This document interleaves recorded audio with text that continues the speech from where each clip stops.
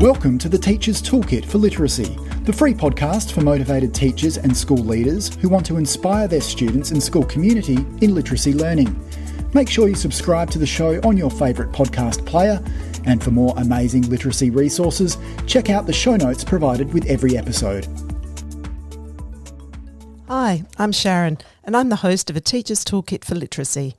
In every Toolkit episode, we bring you specific resources, tools, strategies, tips, techniques to help you in your job as a teacher of literacy. Firstly, we acknowledge and pay our respects to the Kaurna people, the traditional custodians whose ancestral lands we gather on. We acknowledge the deep feelings of attachment and relationship of the Kaurna people to country, and we respect and value their past, present, and ongoing connection to the land and cultural beliefs. Welcome everyone to the podcast. In every Toolkit episode, we bring you specific resources, tools, strategies, tips, techniques to help you in your job as a teacher of literacy. It's all about helping you develop as a professional where you make the choices that affect you in your classroom for the betterment of your students. And we hope to open some doors for you as you make those choices. It's about using the fullness of the Australian curriculum. We believe great teaching can never be packaged into a program. And a new one for this week, quality children's literature surrounds our students, but it is also central to our teaching. And that type of teaching we talk about is the workshop model. Is that right, Sharon? Yeah. You're checking in with me. Yes, we believe absolutely that I really like the way you've constructed that, about that it's that the literature surrounds students, but it's central to what we do. So it's that big surrounding, encompassing image and central to our teaching. And yes, that way of teaching, we listeners to our other podcasts will have heard us talking about that workshop model. And that workshop model really means that we're using literature to support our readers and writers and word workers to know how good readers and writers work. And so how that all works. So that's the power of literature in that model. Yeah, we believe in having a really great collection of children's literature in your classroom, but it's how you also use that in your classroom is critical. Yes. Now, we've had over 9,700 downloads to date, Sharon. We must be doing something right. No, fantastic that everyone is joining in on our podcast, our weekly podcast. Fabulous. And welcome to newcomers and all those who are joining the Facebook group too. That's another avenue for you to be a part of. Yes. Also, the weekly newsletter is also quite a comprehensive way of how everything ties together, isn't it? Yes, yes. And the newsletter's really, we hope, a strong additional resource to all of this, where we're trying to really pull lots of things together each week that can stand alone, but will also relate to and support things that have come up in the podcast, including resources, links to resources, literature that we may be using. In fact, a new piece in the newsletter is a number of teachers and principals actually have been asking me, they said they'd love to know what it is that what am I reading in any week? What is it that I'm reading? So that's popping up in the newsletter now. Some of the, not everything that I'm reading, but some of the particularly professional or children's literature. Now, Chatty Rambles. Oh gosh, haven't we just done that? Well, kind of, but this is our other Chatty Ramble. I built with a friend of mine a courtyard area out the back. I know, it is actually a joy that you can share that, because it's been a massive task, and it's that other part of, sometimes it can feel like life is all about literacy. But I loved how, I suppose you can't really help it, in that even in constructing that courtyard area, doing that with a friend you really talked about at the end of the first day, saying, I couldn't believe how many principles of learning were at play in that building of the courtyard, because there were things you needed to learn. Well, he was the master paver, and he could, I was watching him, observing him, questioning, then I'd trial and error things, and then he'd give me feedback. All those fantastic principles of learning were operating. But I guess in our teaching, in our classrooms, a lot of it's in our head, isn't it? But this is actually seeing it play out in... except in the workshop model, it's not in our head anymore. As teacher, we're demonstrating that's right. how things are happening, what good readers and writers are doing, and that's really what Rocky was doing here for you. He was doing lots of demonstration and letting you have practice at doing it. So it was a really empowering process. The final principle of learning was celebrating. We just sat on the courtyard area yesterday and enjoyed a cup of tea and just loved to celebrate the whole thing that we'd built. Well, and let's just also say that not that it was the celebration for the courtyard, but there was the deadline of the 21st birthday party. That's right. That we had in the yard. That was also a wonderful celebration of the space and the 21st. That was the motivation. Yes. Yeah. And you had a blitz in the garden? Yes. So we've been busy. Yes. Very busy. Busy in the outdoors with our hands. And our first key question, in schools, Sharon, what's been happening? Over this past week, because here in South Australia, as we're recording this, we've just come to the end of our April school holidays, and so my work in schools has really been with teachers and principals, really reflecting on and refining, the learning for the past term and where we're going with that over the next term. Right. So lots of, looking at, what our focus was for term one and what we achieved. We needed to celebrate that. Yeah. And then to reflect on our own growth and on our students' growth. So that, in that similar fashion to what you just talked about there with the paving, that opportunity to celebrate. So that reflection, it's really been a time of reflection over the past week with lots of the teachers and principals that I'm working with. And thinking about what's ahead. Yes, yep. yes. Yep. And, sorry, can I just add in there, because I think this is an important part, is that not only reflect it, the reflection doesn't just... I think this is what always amazes me. We reflect on, what was it that we were trying to achieve, and then actually coming to a clear understanding that it wasn't just what we were trying to achieve, but it was all the other things that came with that. That it's not just the one thing we were trying to chase down, it was multiple things. So I always love that reflective process in going, oh my goodness, it wasn't just this, it was also this and this and this. And I think for all of us, we need somebody to do that reflecting with, to reflect on things ourselves. It's always nice to have another set of eyes and ears and mind on that to go, oh, now I've heard you. Now you've also mentioned this, and we also saw that. So I suppose I also want to just finish that bit off by saying that in that reflective process, a number of teachers and principals have said, well, now there's a whole lot there that I just didn't even take into consideration, hadn't even thought of. So, yeah, power of reflection and sharing is so important. And there's a podcast on that. Yes, there is. There was. Or there is. And there is. Yes. All right. Now, today's topic, the power of poetry in teaching. Now, what's the struggle here that teachers struggle with, do you think, Sharon?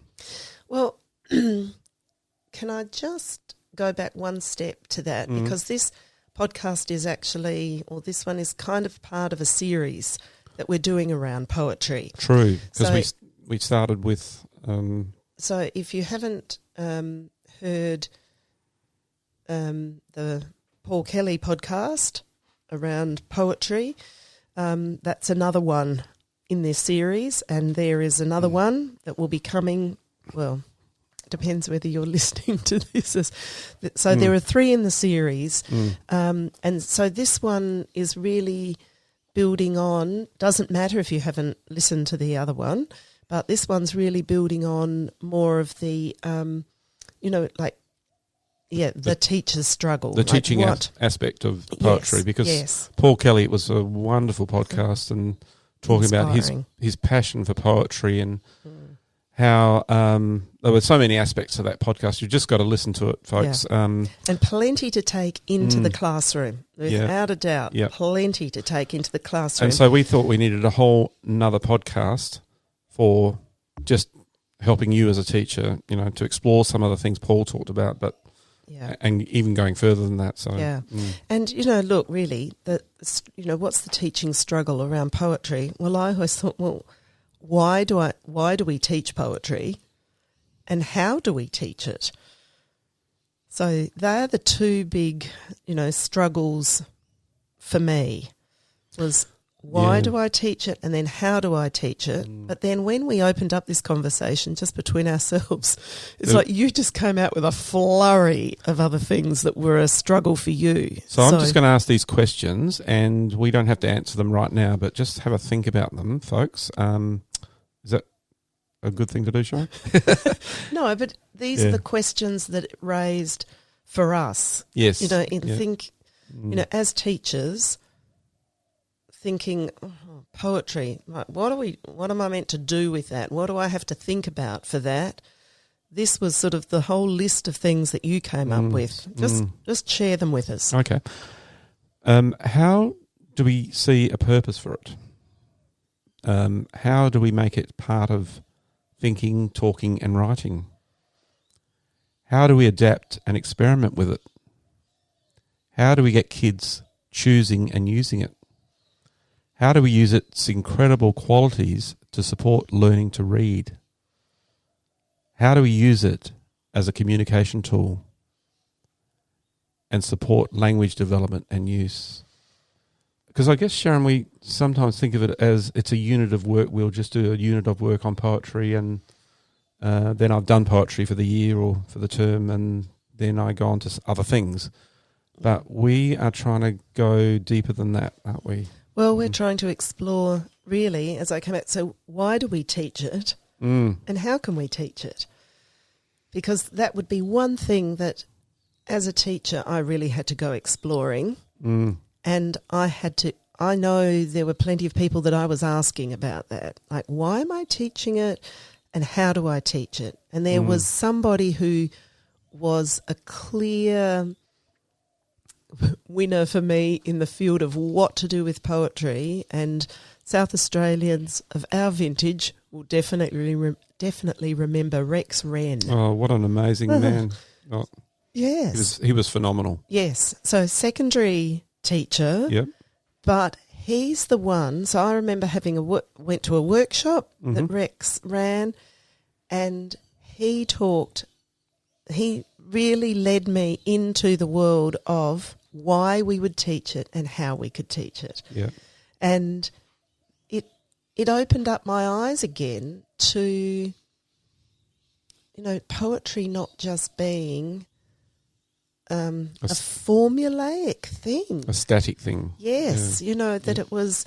Anyway, so we're going to go exploring. Because as we talked to Paul Kelly, I was thinking in my mind how amazing poetry is at all the age groups, right from the very young age of helping children learn to read through to richer ways of using it in middle primary to secondary, and then adulthood. He was talking about adults just loving poetry and how that poetry is in our everyday language without us knowing it. I mean, anyway, let's get to the... So for the listeners, we're really talking about poetry.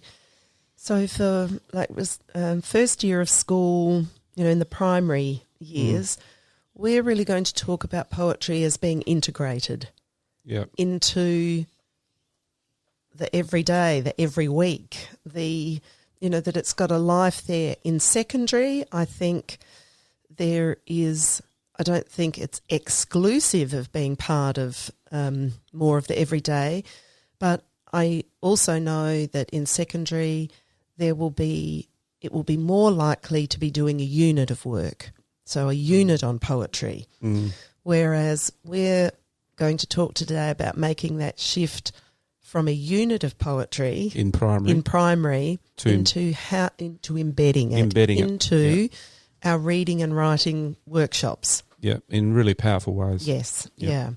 So, and we also thought to do this drilling down, we would frame it around our 7 timeless T's. yes. That would be a way of us unpacking this. So to show us how it could work in the classroom. That's right. Yep.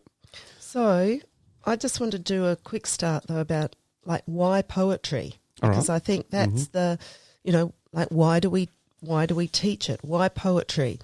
So the idea that like when we immerse our students in rich, lively poetry, we're really introducing them to this intensity and this concise, skillfully crafted language.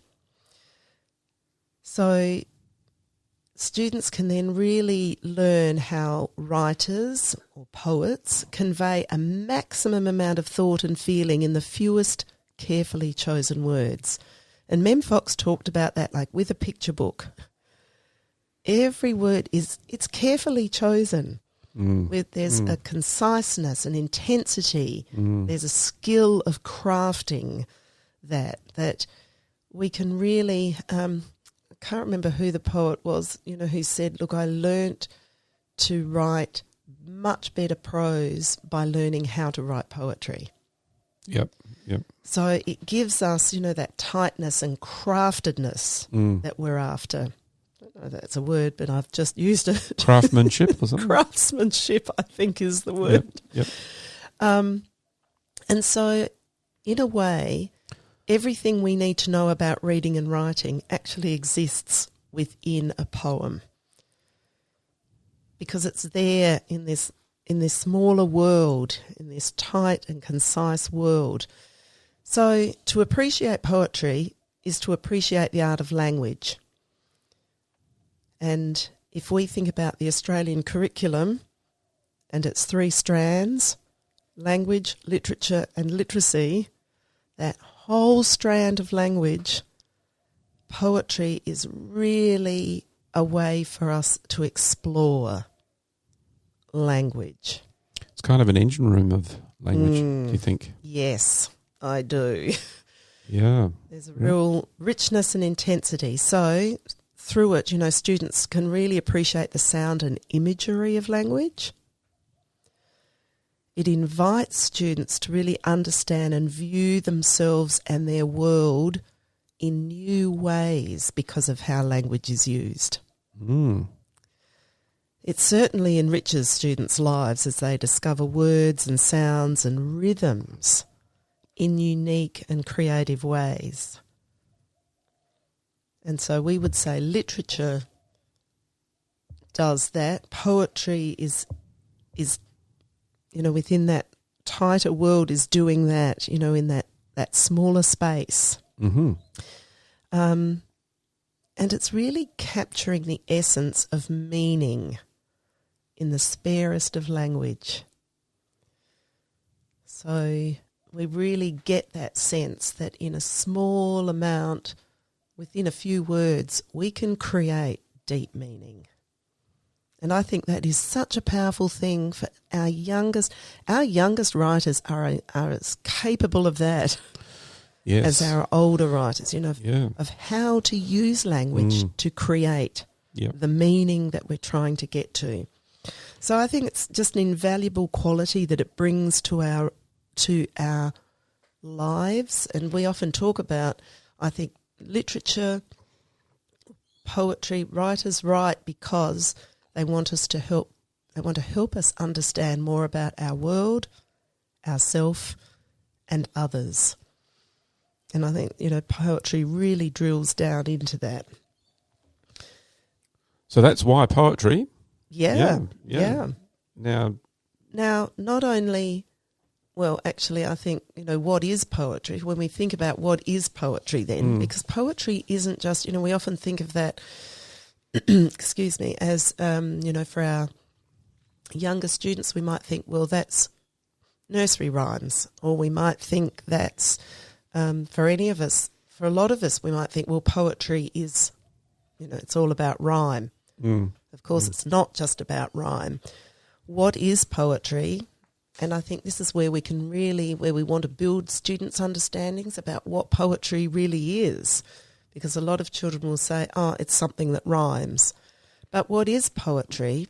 I just love this quote from Huck and Hepler and Hickman, who say, there is an elusiveness about poetry that defies precise definition. It is not so much what it is that's important as how it makes us feel. Yeah.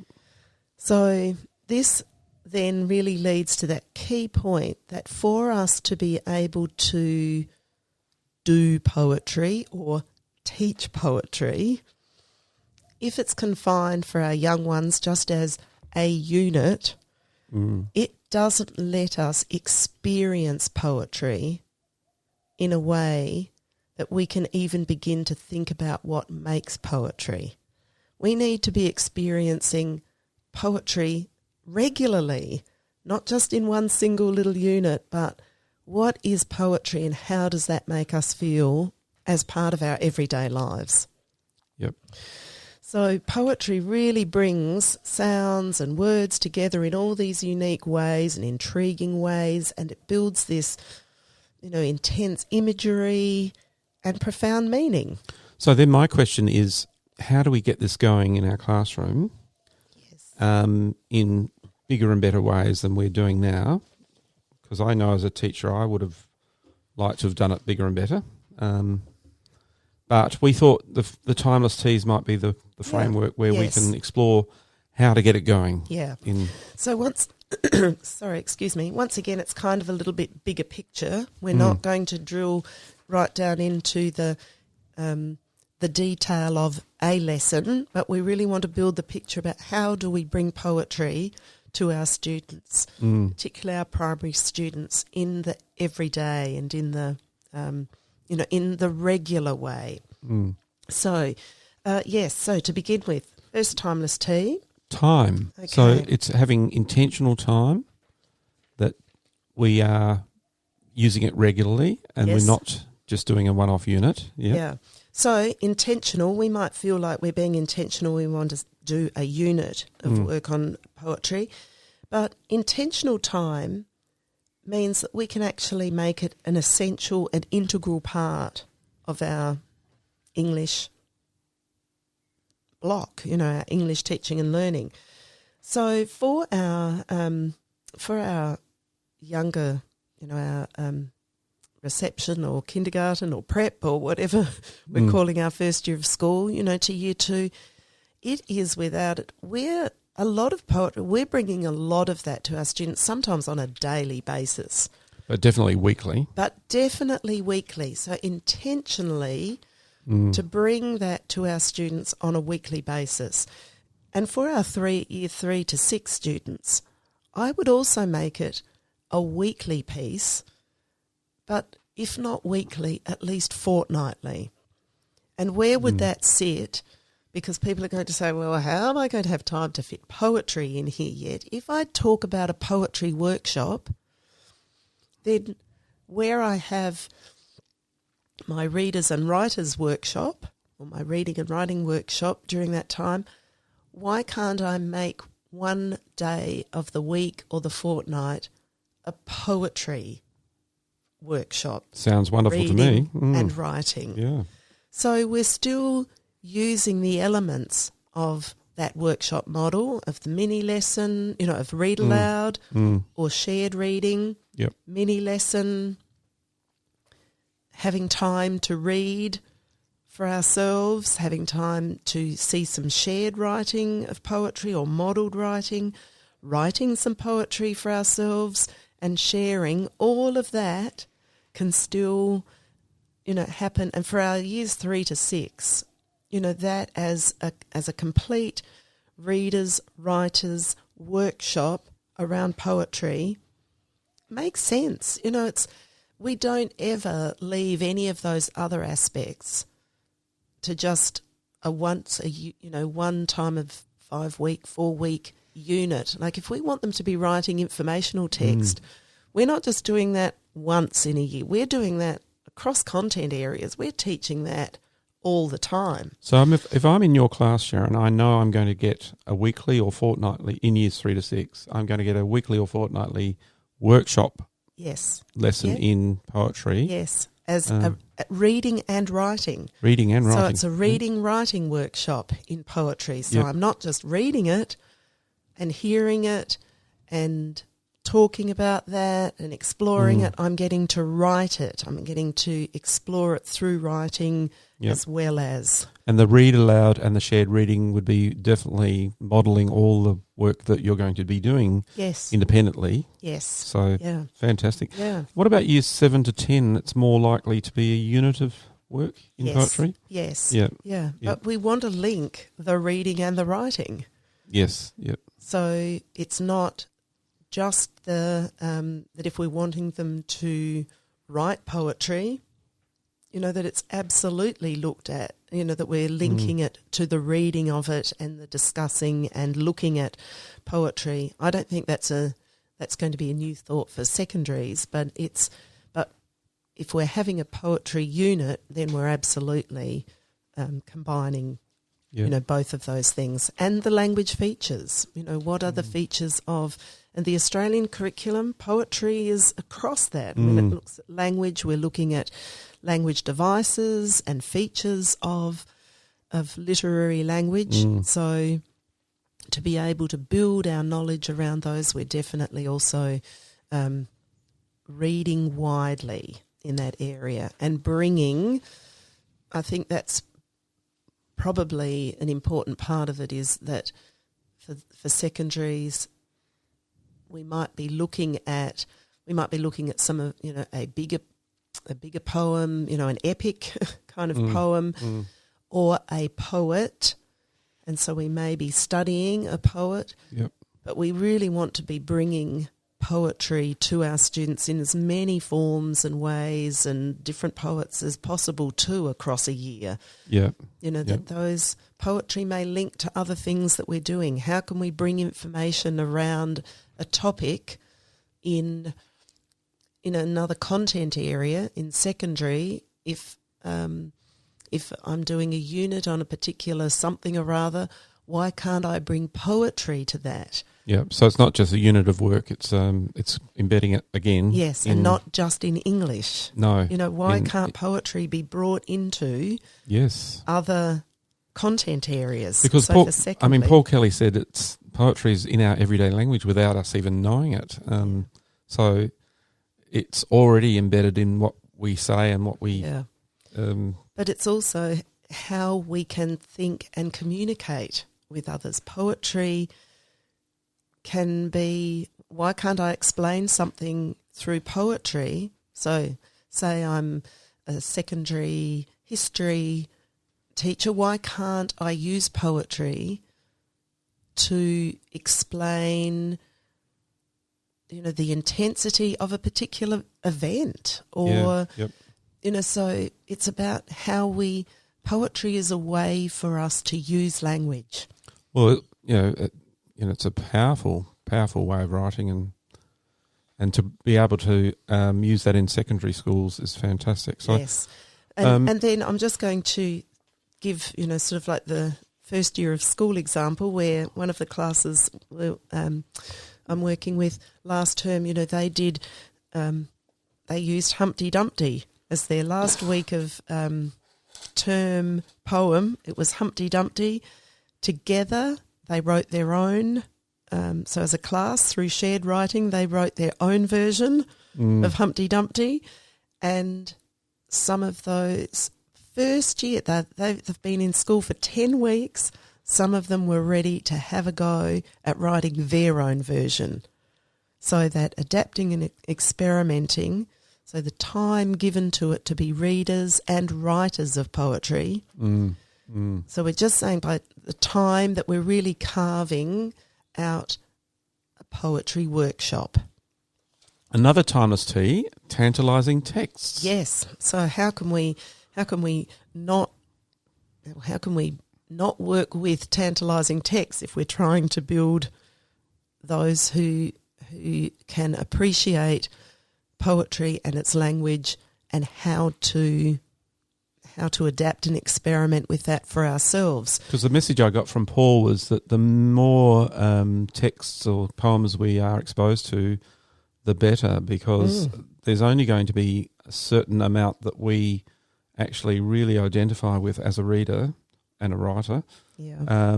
So the more that we're exposed to, the better. Yes. So yeah. in your classroom library, folks, poetry can be quite a big section, and it doesn't just have to be text. It can be print-offs in folders, or of favourite poems that you've collected. Yes. And a big book. I would definitely in the junior years encourage the making of a big book that's got our favourite poems in there, ones that we've brought to students that we've got in a big enlarged text version, so that our students can see those and join in them, that we're collecting the poems that we love. So print off your own in big format on A3, or just handwrite them in. Oh, handwrite them? Yes, they don't have to be printed. Yep, but, true. But we need to build a storehouse of tantalising poems. We need to be collecting, whether that's individual poems that we collect, that we come across, or whether we have anthologies of poems that we can draw from. That I just have to draw back to my experience of being would have been an 8, 9 and 10-year-old, where I had the same teacher for those 3 years, and she had a collection, a poetry anthology called Time for Poetry. And all through year 3, 4 and 5, she read a poem a day to us from that collection. And there's poems that just roll off my tongue because we had them. Sometimes she would choose which poem it would be. Sometimes it would be, first person sitting down on the floor, which poem shall we read today? And we got to choose. I'm guessing that this is part of your excitement about literacy, Sharon. Do you think? Look, I absolutely know that your passion, primary school, all of my primary school teachers, like how fortunate is this? That every one of my primary school teachers read to us every day. Yep. And so this teacher for year 3, 4 and 5 not only read to us every day, so Charlotte's Web, Secret Garden, Midnight, all of these texts that we just had continuous chapter book read alouds, she always brought us a poem every day. Amazing. It was amazing. And it was without a doubt, in fact, we're getting into chatty rambles, but as an 8-year-old, and I can pretty much guess it's because of that year 3 teacher that this happened. On a holiday, my father, as we were waiting at the airport, my father disappeared, came back to present me with 2 books for what was going to be, a reasonably long flight. And so, therefore, he brought me this entertainment. One of the books was Winnie the Pooh. Was over the moon with the fact that I now had my own copy of Winnie the Pooh, House at Pooh Corner. The other book he'd bought for me was a colouring book, which I absolutely loved because it was a Winnie the Pooh one. But I remember just looking at him and saying, Dad, is there any chance that they had the poetry, the Now We Are 6 poetry book by A.A. Milne there as well. And could I swap the colouring book for the poetry book, which he did. And those two books still sit here on my shelf as just, and once again, they're the book I could just about recite every poem from there. Anyway, we need to bring the poetry to children. It's not just going to happen for them if we're not bringing it. And who is best to bring it to them? It's us as the teacher. Yep. Yes, we can find poems that are read aloud on YouTube clips and whatnot. The best person to bring it to us, to bring poetry to children, is the teacher, and for those books to be there, those poems to be there so that we can revisit, and we're actually building this class collection of known poems. Now, a quick way to access anthologies of poems online, there'll be links in the show notes to Teachific, and there is a huge collection of poems on there, and we will do a link to the K to 2 poems or reception to 2, and a link to the year 3 to 6 poems or 3 to 7. So there will be links there, and it's a fantastic collection, isn't it, Sharon? So it's essentially, it's a bit of an anthology that we've created. Yeah. But not only is it the poems in PDF that you can just quickly download, there is a version that can be printed out in enlarged A3, and then there's a version of that same poem that can be printed out for each student to have a copy. Now, that's a really important piece, isn't it, Sharon? Yes. Why is that important? So that they've got the chance to reread, revisit, and so that becomes, for our younger ones, that quickly becomes reading material for them that they can, because we know the importance for our young ones. We become good readers by rereading. Yep.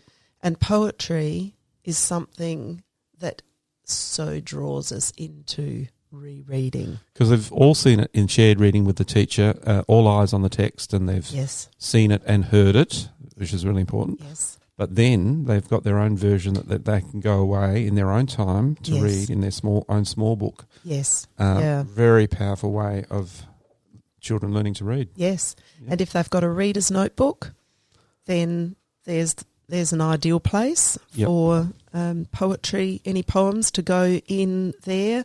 Some people do have, a separate scrapbook or something that can be put in.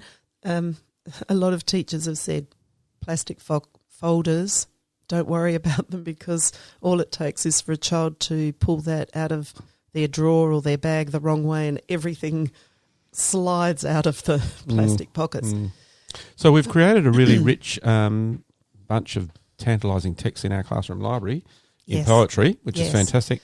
Now, actually, I do just need to make one point about that collection, is the poems that are in the anthology, really on the Teachific collection, are all poems that we would say are in public domain. Yes. So that means that we have the right to have those there. We are not breaching copyright. So for poems, for poets, with their, we should be purchasing many publications as well of poems, so that we've got those for students, to readily access as well. So I'm not putting up poetry that I don't own and that isn't in the public domain. But you will find the most extraordinary poetry there. So go browsing. As an aside, I love the way Paul Kelly organised his poetry in just alphabetical order, because it was just random who you would then, the next poem would be someone from the 17th century, the next poem would be someone from the current day. Yes. It was just this incredible mixture, because he found it difficult to try and organise it into, what themes, what groups or themes. Yes. Yeah. Very interesting. So we've got our text together in our classroom, our poetry, and now what about together as a all right, it's our timeless tea. So together, of course,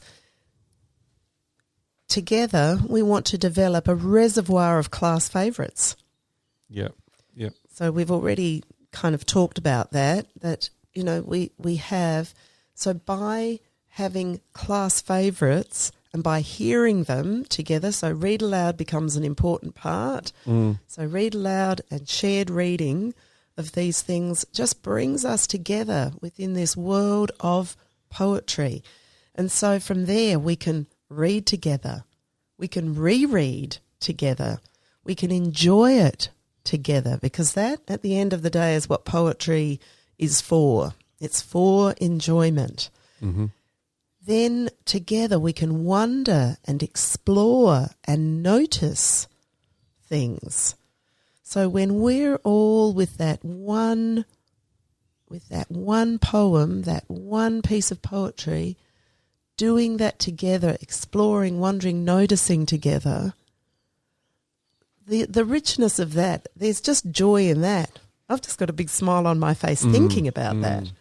And the culture that you're creating in your classroom is astounding. Yes. Yep. So the culture of it together, the ways we can then speak with each other because we've got known understandings about things or known knowledge about something, or a turn of phrase or an expression that we can use with each other.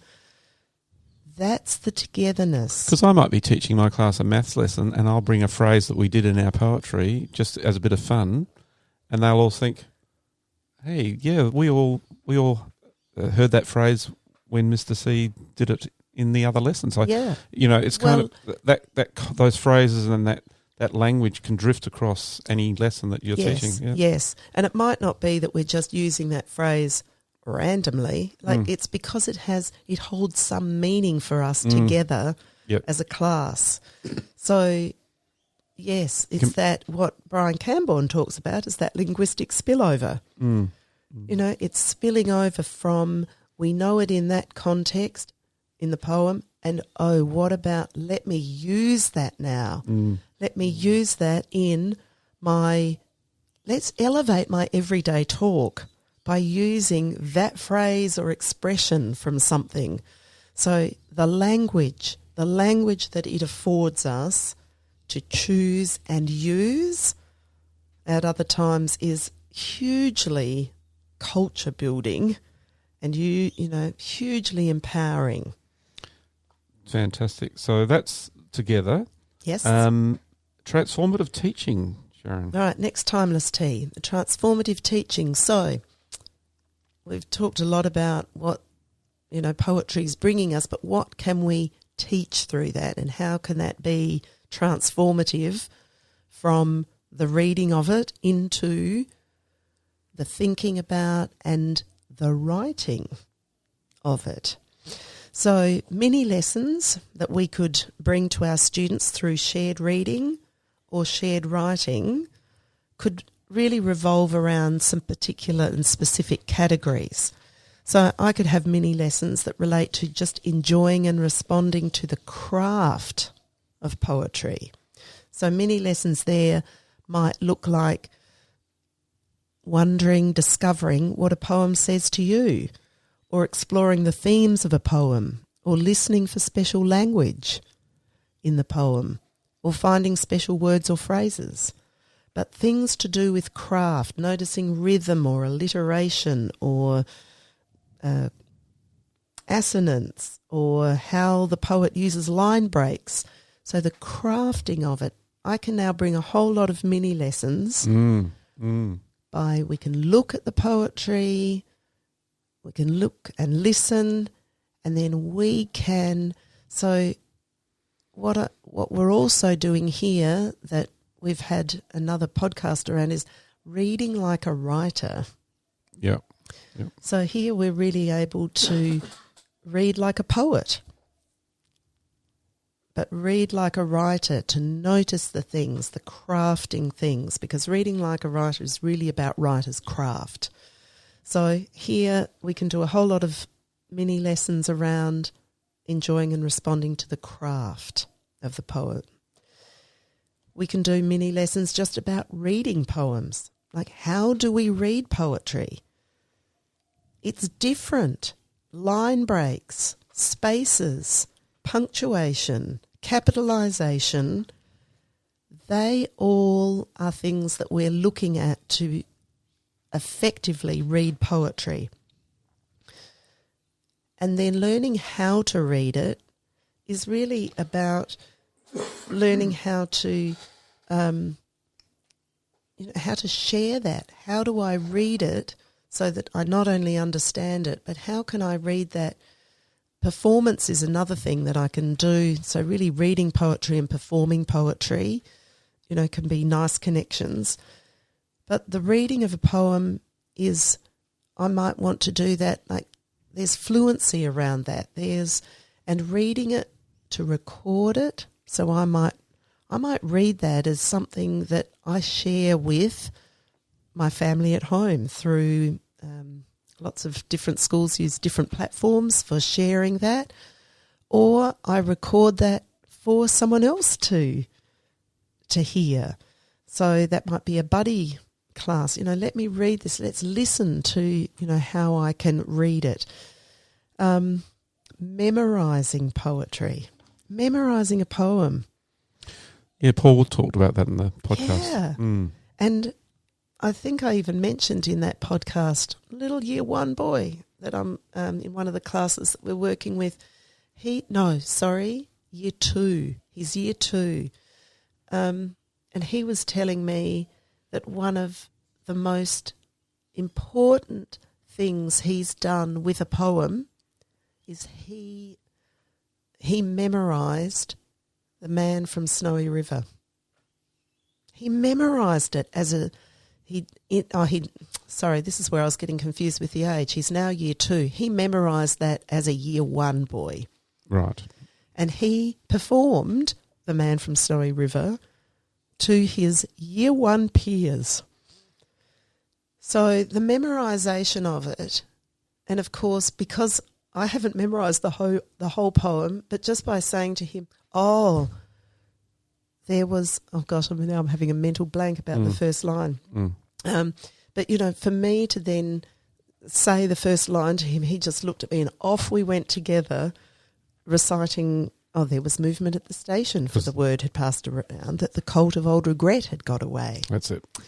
So, and there we were having this whole conversation, and I suppose really that year 3, 4, 5 teacher was also helping us through all of that rereading and all of that. That's why I can memorise so many poems. But to intentionally memorise poetry is a really powerful thing that we can bring to our students. Other mini lessons. So performing poetry, mini lessons on collecting poetry. Let's help our students make their own anthologies. We're going to bring, of course, poems to them, and some of them they're going to want to have as their own, in their own collection. But teaching them how to go about collecting them, teaching them how to create. So what are they going to do? Are they going to do that alphabetically, like Paul did in his book? Are they going to do that as themed collections? Or are they going to do it by poets? Are they going to how might they create their anthologies and build their anthologies? How might they label and write sections for those?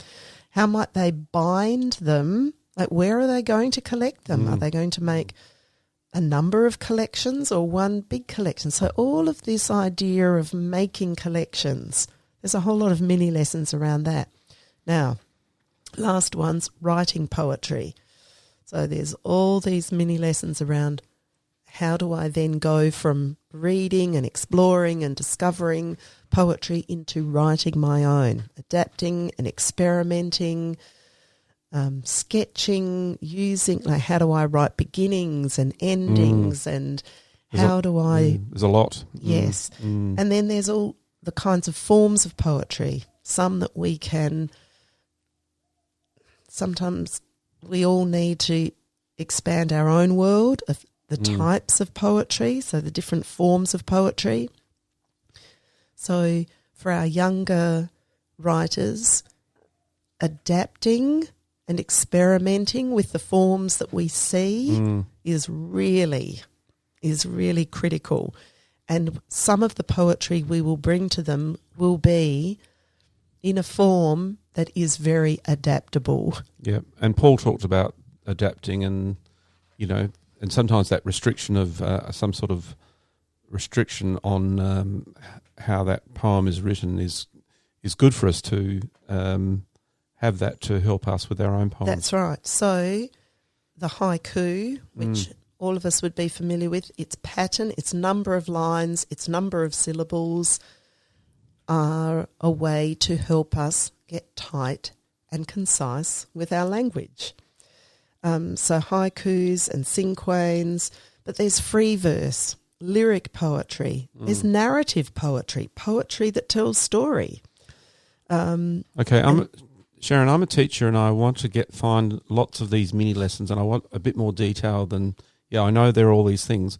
Is there a resource I can go to find some of those mini lessons?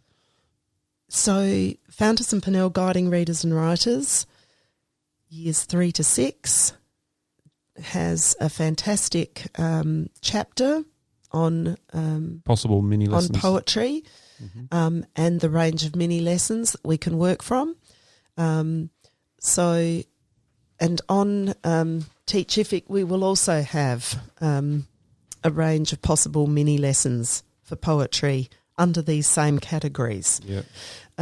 So that would be another resource for accessing those. Now, I'm not, to be fair, I am just giving very broad mini lesson categories here. I'm not giving any more detail around what to do with that. But what we'd always say is we're doing that with the way we would then do that would be within the workshop model. So if I'm demonstrating any of these mini lessons, so I'm demonstrating those as teacher, either within reading and writing, then what is the lesson? It's the opportunity for students to then go and try that. And that's the majority of the lesson. And that's the majority of the lesson. So the mini lesson is mini. Is mini, and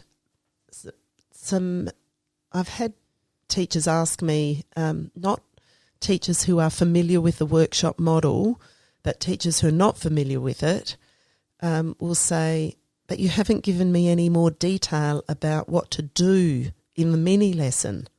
But any mini lesson should be a demonstration of me using it.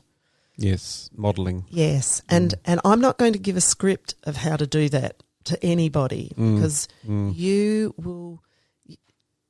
can absolutely trust yourselves on how to do that. Yes, that if you are modelling that, if you are demonstrating it to your students, and might I add, with good children's literature, and using, that's right, I need the tantalising text and I need the good models to be able to show how we would do that. And then it's really having a go at it yourself and trusting yourself and being confident, isn't it? Yes. And then you try that out, and the children then have a long practice session.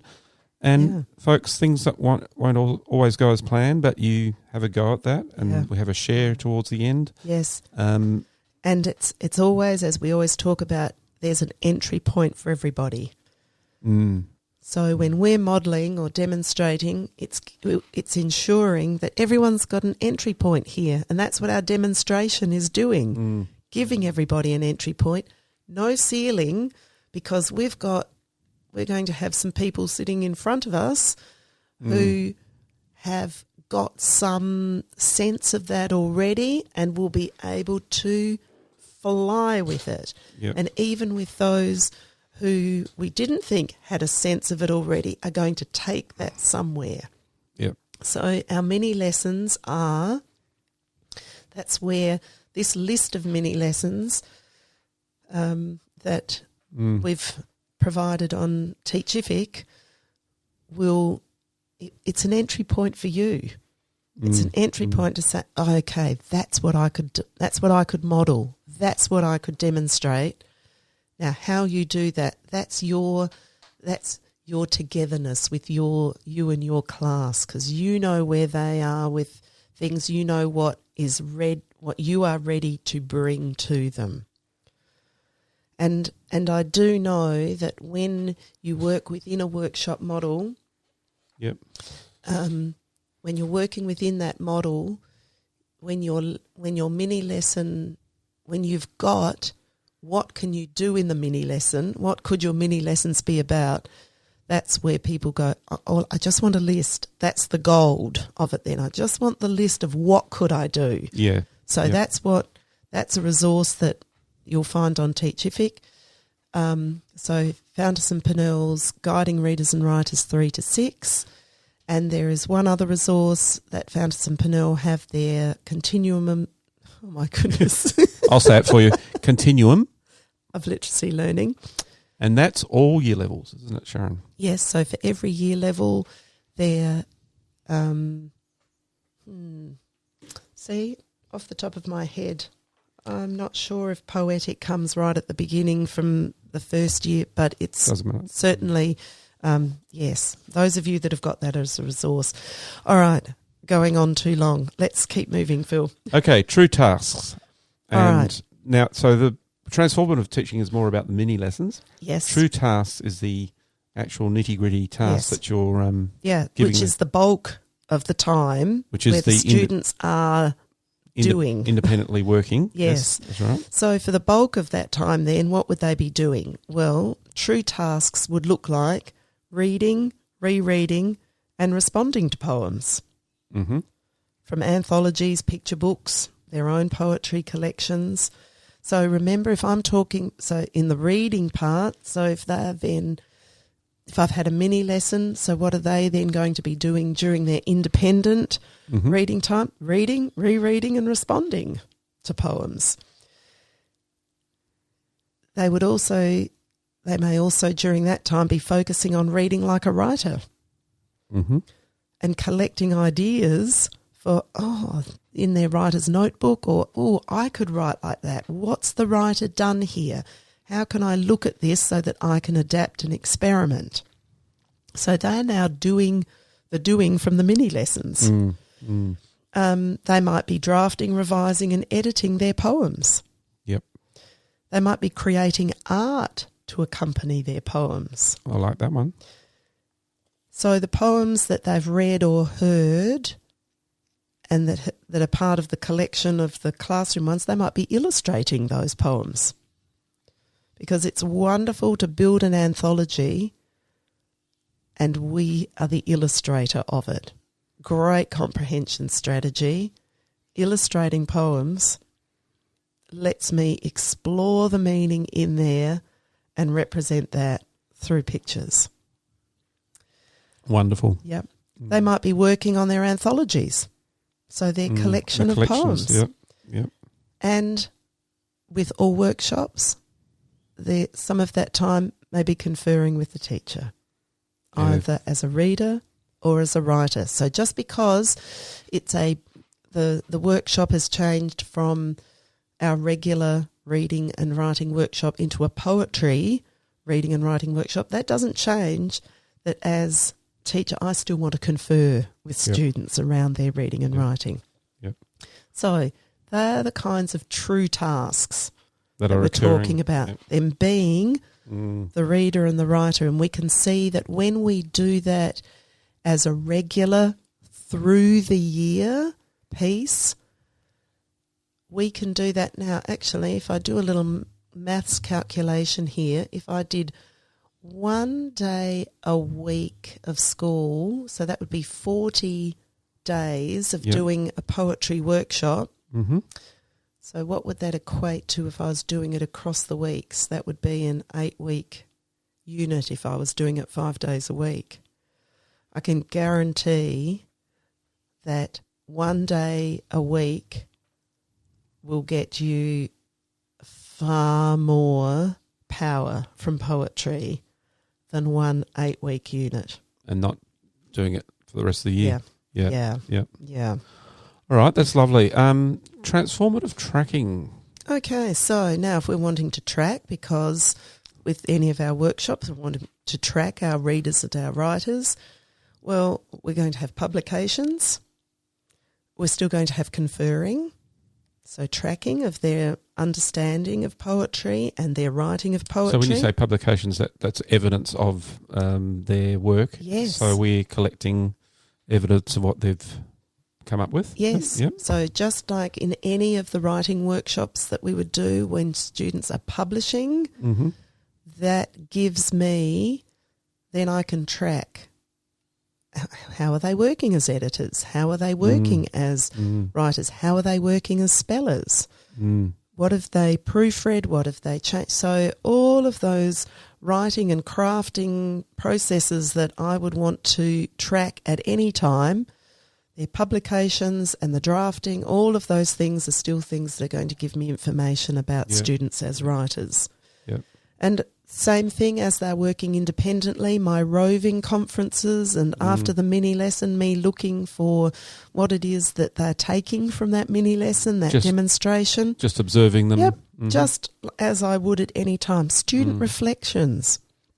Their own self-assessment. Yes, and we talked about that as one of the sharing and reflecting strategies in that podcast, that as writers we can talk about what was I trying to achieve here in this piece of writing. What did I do well? What was I...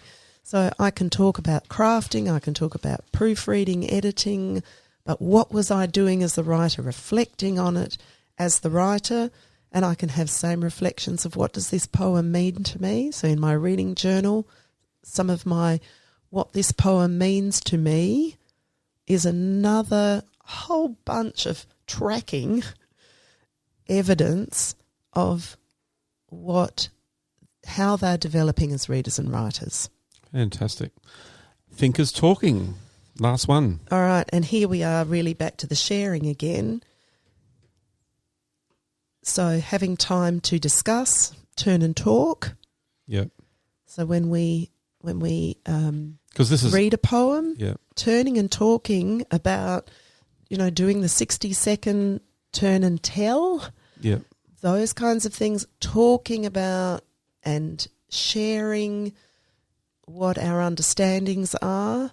So same for whether it's poetry or anything, any form of text, this is still that same opportunity that's why the workshop model is so powerful, because it's building in these opportunities for thinkers talking. In fact, it's building in all the timeless T's, and all those timeless T's relate to each other powerfully within the workshop model. Yeah. Yep. So thinkers talking might be what this poem means to me, or whatever question, what did I notice in this poem, what did I discover, all of those kinds of turn and tell prompts that I've often talked about. And in that sharing and reflecting resource on Teachific, there's a whole bunch of those prompts. Students sharing their poetry. So talking about their own poem, reading their poem and talking about it. With poetry, we often talk about it's wonderful to include in a poetry workshop what's called a poet's talk. And that's usually somebody we'll start usually with the teacher, but as poet talks go on, then it's often students that say they would like to do the poet talk. And poet talk is about the poet. Who is this poet? How has their life brought them to write this poem? So what have been their experiences, or where have they been to be able to write a poem about this? Or so just to open our eyes and ears into the writing process, but into the poet as a person. So thinkers talking might be doing a poet's talk. And, of course, that could also include, if they've written the poem, to do the talk about themselves. Okay, yep. Thinkers talking about when someone does share their poem, and we might do that in pairs as well, and for me to respond, to really be thinking about that poem and to acknowledge to my fellow poet what I saw that they did in that poem as a writer.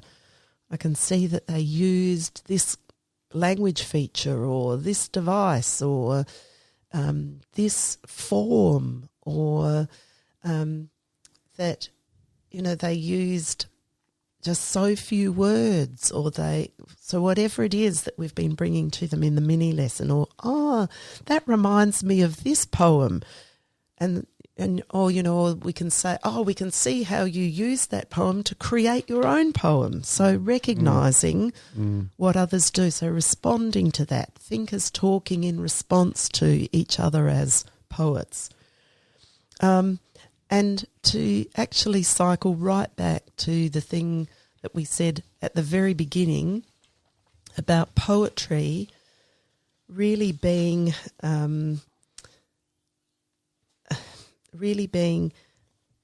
a tool that helps us to feel.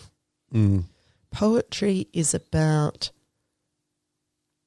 and Paul spoke about this a lot, it's about how it makes us feel.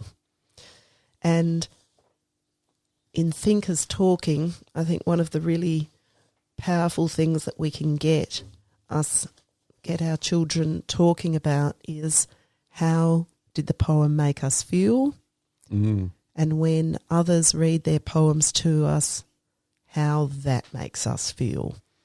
So that we really, as readers and writers then, get the true sense of, at the end of the day, that's what poetry is drawing on, is how it is making somebody feel. Fantastic. I think that wraps us up for today on poetry. But remembering everyone that there's 3 podcasts on poetry, and the Paul Kelly one, this one, and one more coming up. So it's like a trilogy. Yes. So stay tuned. Now, key question number 2, what's a good tool that you've used with teachers in the classroom, Sharon? Oh, okay. So the tool that I've already referred to is the poetry mini lesson flip chart. Which is on Teachific. Yep. So there's going to be, so those categories that I talked about with some possible mini lessons. Go and look there.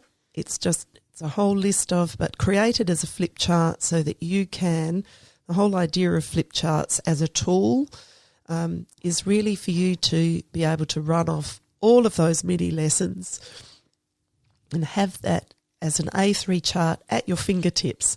So when Poetry Workshop comes around and you're thinking, what is it that I'm ready to bring to my students? So you whip out of your Mary Poppins bag a big A3 flip chart. Yes. And out it comes and the kids go, wow.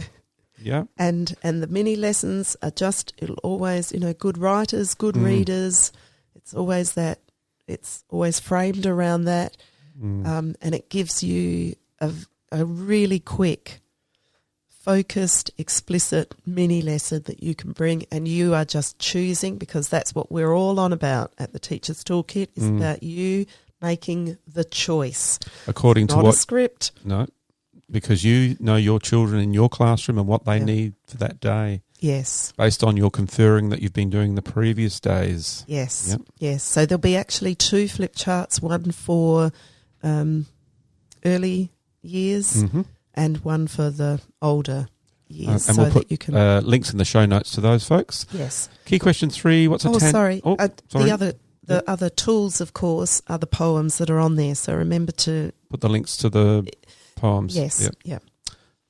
Huge collection of poems on Teachific, and Sharon, you spent quite a bit of time collecting those. Oh, and it's not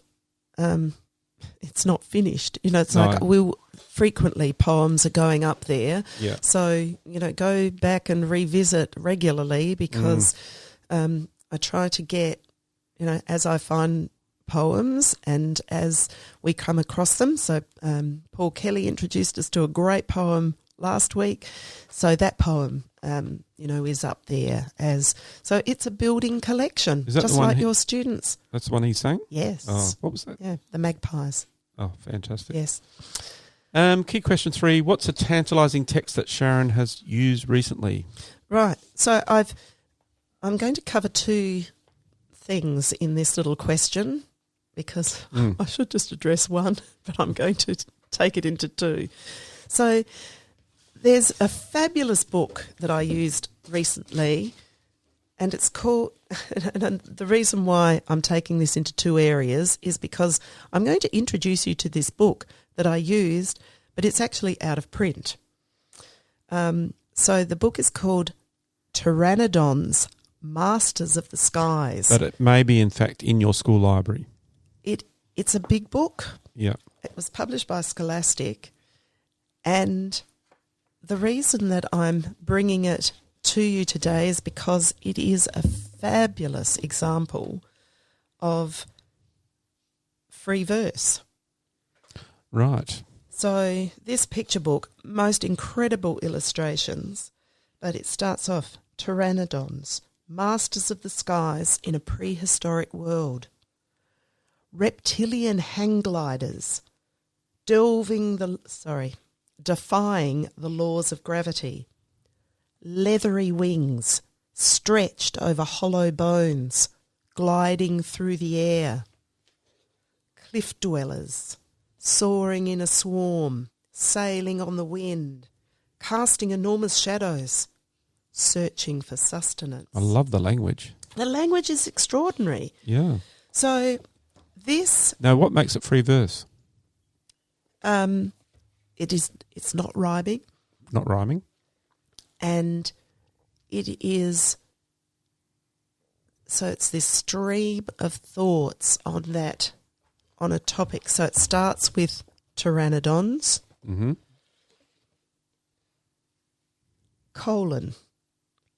Masters of the Skies in a Prehistoric World. So, and it's spare. There's not a whole lot of words in there that aren't powerful. Yeah, yeah. So free verse is really, and it can look like, free verse it might look like if we didn't arrange it as verse, it might just look like 3 sentences. But free verse will always be arranged as it is in this book. So pteranodon, semicolon, is one line. The next line, Masters of the Skies. Next line, in a prehistoric world. So how we make the line breaks and where we leave the spaces is a real feature of free verse. Purposeful? Intentional. Yeah. Intentional. Mm. So the second part of what I wanted to say is that, okay, so this is a book, and this book was in a school where they said, look, really, we haven't got much in our big book collection, and yet when I pulled this one out, so what I'm saying is go exploring in books, open them up and see what kind of text, how is it arranged? Is it poetry? Is it something that you hadn't recognised before, that you hadn't thought, oh, that's what that is? So go searching and look at, so this is what, I'm always going book shopping. I'm afraid it feels yes, very kindly. But in a bunch of books that I just picked up on the in this last lot of holidays, I'll pick up a book off the shelf. Okay, Mortimer Keane, Dino Danger. Oh, I'm attracted by the look of it. I open it up. Oh, it isn't in chapters, it's in parts. Part 1, I start reading it. I have something to show you, said Mortimer Keane as he proudly uncovered his new time machine. And I go, all right, it's a whole young book for young readers, all written in rhyme. Okay. All written in verse. Yep. So once again, here's a wonderful way for me to bring poetry to students, whether it's in poetry workshop or not. Here's a read aloud that I can be bringing, but I'm helping my students to, read all kinds of forms of poetry. So in my classroom library, does that go in a poetry basket? Doesn't have to. But it's great to be able to bring poetry in many different ways. So just by going and go looking at books in different ways. Go looking for anthologies. Go looking for, especially in your big book collection for younger readers, but for this one, the Pteranodons, I'd bring that in for older writers and look at how have they constructed that. And the way it's illustrated is just extraordinary. So reading like a writer in poetry, that's a good one. Yes. Yeah, it is, because then I can really see how that form works and learn to recognise it. So I think that's probably what I'm trying to say in this, in what tantalising texts, have I come across or used lately. That's definitely, they're two tantalising texts relating to poetry, but go exploring and think, that's what this book is. I'd never thought of bringing that to children through the poetry or through that aspect of it and raising their awareness around it. So, and if you come across some great ones, share them on our Teachers Toolkit Facebook group. Yes. Yeah. Let's make that a post this week. I think so. Can you write that down, Sharon? Because I might forget. Thank you. And thank you, everyone, for being with us in our podcast today on poetry. I hope you enjoyed it. And stay tuned for our next ones. Please stay in touch through our Facebook group and contact us on our website if you'd like to get onto the newsletter.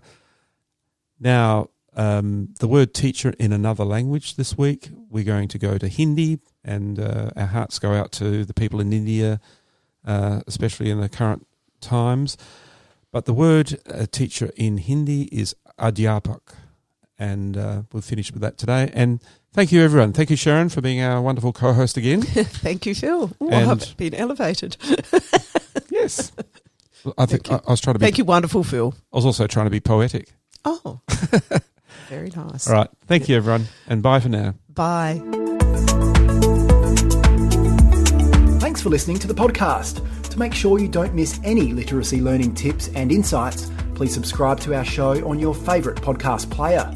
At Q Learning, our literacy specialists draw on over 30 years of teaching and international consulting experience to deliver world-class learning solutions. We equip, empower and support teachers to become their authentic selves. To find out about upcoming webinars and about how Q can help you and your school, visit qlearning.com.au. And you can get even more amazing teaching resources right now at teachific.com.au. Stay tuned.